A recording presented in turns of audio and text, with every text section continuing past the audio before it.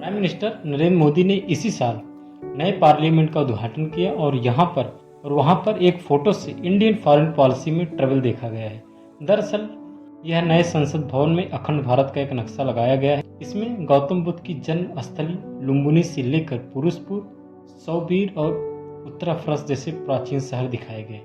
वर्तमान में ये नेपाल और पाकिस्तान का हिस्सा है। इस नक्शे पर बांग्लादेश, नेपाल और पाकिस्तान ने नाराजगी जाहिर की है।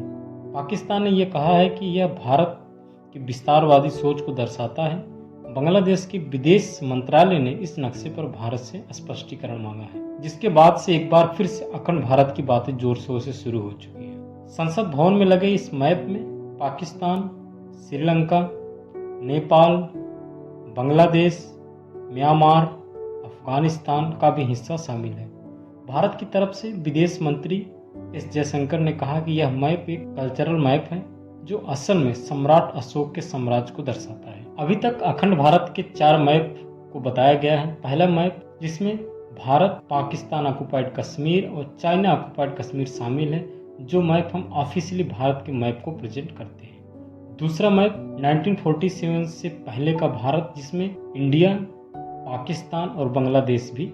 तीसरा मैप जिसमें मोस्टली सम्राट अशोक के साम्राज्य को दर्शाया गया है, जिसमें पाकिस्तान, अफगानिस्तान, नेपाल, भूटान, म्यांमार, बांग्लादेश और श्रीलंका शामिल है। फोर्थ मैप जो सबसे वास्ट मैप है अखंड भारत का, जो शायद पॉसिबल नहीं है, जिसमें Pakistan, Afghanistan, Nepal, Bhutan, Myanmar, Bangladesh, Sri Lanka, Thailand, Cambodia, Malaysia, Iran और इंडोनेशिया तक दिखाया गया। 1947 में एस भंडारकर ने रिसर्च इंस्टीट्यूट में पंडित पांडुरंग वामन की किताब छपी थी। इसमें लिखा है भारतवर्ष के अंदर कई सारे द्वीप आते थे और भारतवर्ष को जम्बू द्वीप के अंदर था। इतिहासकार दिनेश चंद्र सरकार ने अपनी किताब study in the geography of ancient medieval India में दावा किया है कि भारतवर्ष की सबसे पुरानी सभ्यता की निशानी सिंधु घाटी सभ्यता मिली है। यह साक्ष्य 8000 साल पुराना बताया जा रहा है, जबकि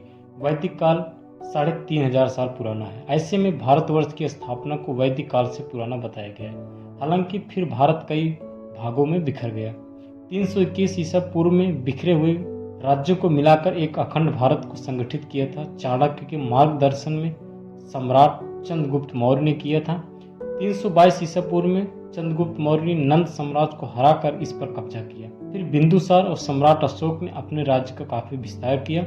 सम्राट अशोक के समय में भारतवर्ष अपने मैक्सिमम एक्सपेंशन में था, ईरान से म्यांमार तक और कश्मीर से कर्नाटक। 185 ईसा पूर्व में मौर्य साम्राज्य का पतन हो जाता है। इसके बाद अखंड भारत पूरी तरीके से बिखर जाता है। फिर भारतवर्ष में छोटे छोटे कई साम्राज्य बने। कभी अखंड भारत में चोल और पांड्य साम्राज्य का हिस्सा रहे। श्रीलंका भी 1310 ईस्वी में आज़ाद हो जाता है और कुछ समय बाद ब्रिटेन ने उस पर कब्जा कर लिया और श्रीलंका भारतवर्ष से अलग हो गया। 870 ईस्वी में अफगानिस्तान पर अरब सेनापति याकूब एलिस ने, फिर मुगल ने और अंत में ब्रिटेन ने कब्जा कर लिया। 26 मई 1876 में रूस और ब्रिटेन ने ट्रीटी होती है। 18 अगस्त 1919 को ब्रिटेन से आज़ाद हो जाता है और एक अलग देश बनता है। 1907 में ब्रिटेन ने भूटान को अखंड भारत से अलग कर दिया और वहां पर उगेन वांगचुक के नेतृत्व में राजशाही की स्थापना की और वो अलग देश बना।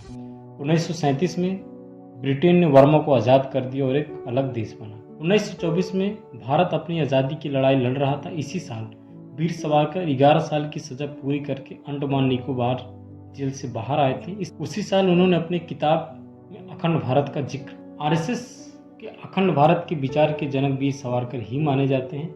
1937 में हिंदू महासभा की 18वीं वर्षगांठ पर वीर सावरकर ने कहा था कि हिंदुस्तान को अखंड रहना चाहिए।